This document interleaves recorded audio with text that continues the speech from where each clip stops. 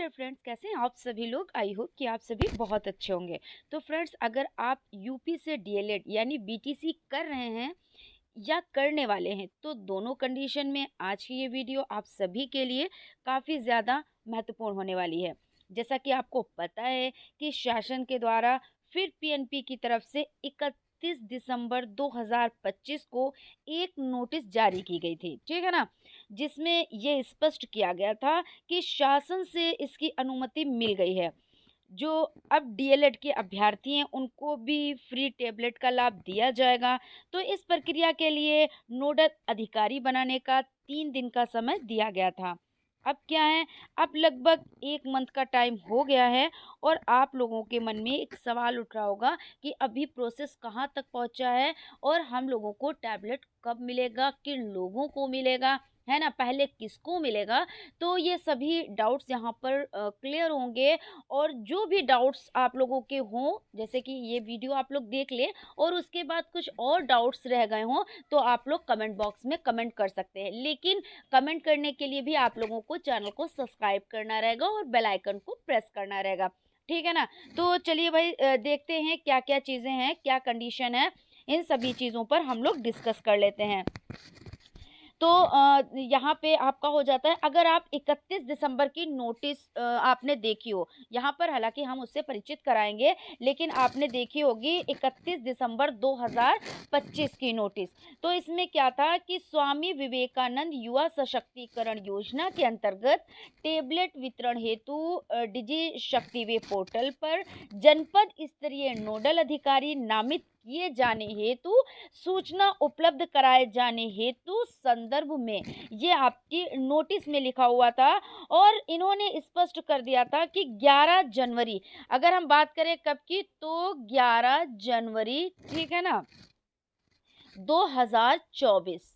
इसमें क्या था, तो आप सोचेंगे मैम ये मतलब क्या है।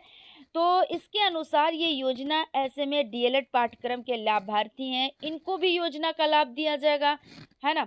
इन्होंने ये भी स्पष्ट कर दिया था कि यहाँ पर जो भी सूचनाएं हैं उसमें क्या है, जनपद अधिकारी का नाम, नोडल अधिकारी का नाम, और जो हो जाता है पद नाम, email ID, mobile number, WhatsApp number और पिन कोड, और पद नाम जो नोडल अधिकारी हैं उनसे उक्त सूचनाएं 3 दिवस के अंतर्गत क्या की जाएं, 3 दिवस के अंतर्गत अधोहस्ताक्षरित कार्यालय को उपलब्ध कराने का कष्ट करें। ये उस नोटिस में लिखा हुआ था, ठीक है। और आगे की कार्रवाई संपादित की जाए, यानी क्या है, 3 दिन में ये जितनी भी चीज़ें हैं ये वहाँ तक पहुँच जाएं और क्या हो जाए, कार्रवाई संपादित की जाए। और इस तरह से 31 दिसंबर की ये नोटिस थी और इसमें स्पष्ट रूप से कहा गया था कि 4 जनवरी, कब, तो 4 जनवरी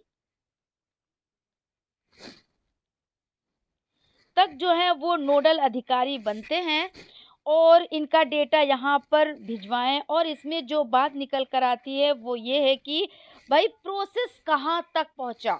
अब इसमें क्या है कि भाई प्रोसेस कहाँ तक पहुँचा है, तो बात कर लेते हैं। अगर हम प्रोसेस की, तो नोडल अधिकारी बना दिए गए हैं, ठीक है।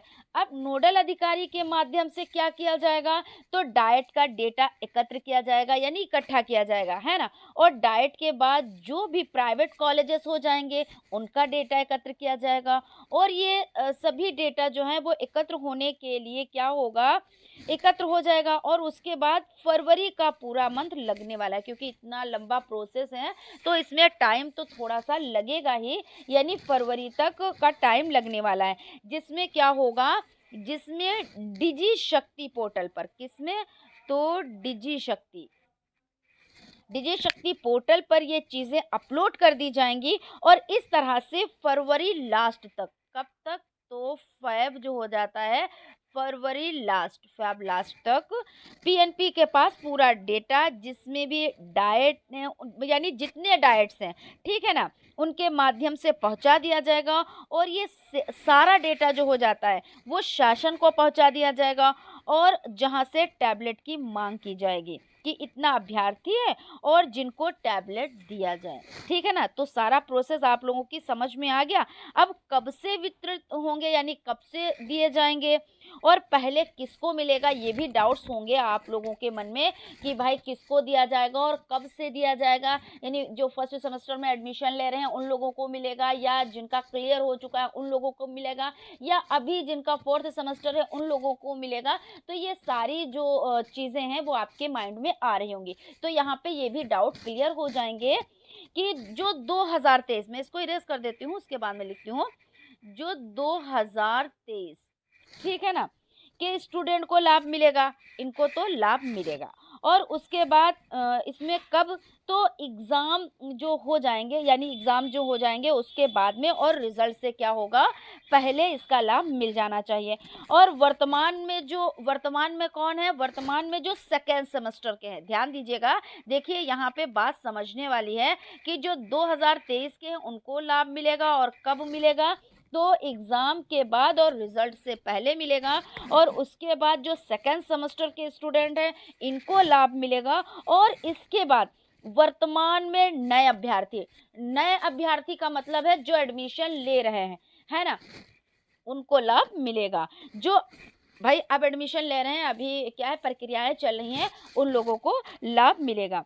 तो फ्रेंड्स यहाँ पर देखिए आपके जितने भी डाउट्स थे मेरे हिसाब से तो क्लियर हो गए होंगे, लेकिन फिर भी अगर कोई भी डाउट आपके मन में रह गए हैं कि मैम हमें ये भी क्लियर करना है और आप हमें बताएं, तो आप लोग क्या करें, चैनल को सब्सक्राइब कर लें और आप लोग कमेंट करें, और हम उसका रिप्लाई आप लोगों को ज़रूर देंगे। और अगर वीडियो बनाने वाली होगी तो हम वीडियो के माध्यम से आप लोगों के डाउट्स क्लियर करेंगे, ठीक है ना। तो फ्रेंड्स हम ये कहना चाहते हैं कि आपको इस चैनल पर फ्री क्लासेस प्रोवाइड होती हैं, फ्री पीडीएफ नोट्स भी प्रोवाइड होते हैं, और फ्री पीडीएफ नोट्स के लिए आपको टेलीग्राम चैनल को ज्वाइन करना रहता है। सो आप लोग फटाफट से टेलीग्राम चैनल को ज्वाइन कर लें और चैनल को सब्सक्राइब कर लें। तो फिर मिलते हैं हम लोग क्लास में, तब तक भाई आप लोग ख्याल रखें और स्टडी को कंटिन्यू करें। Thank you.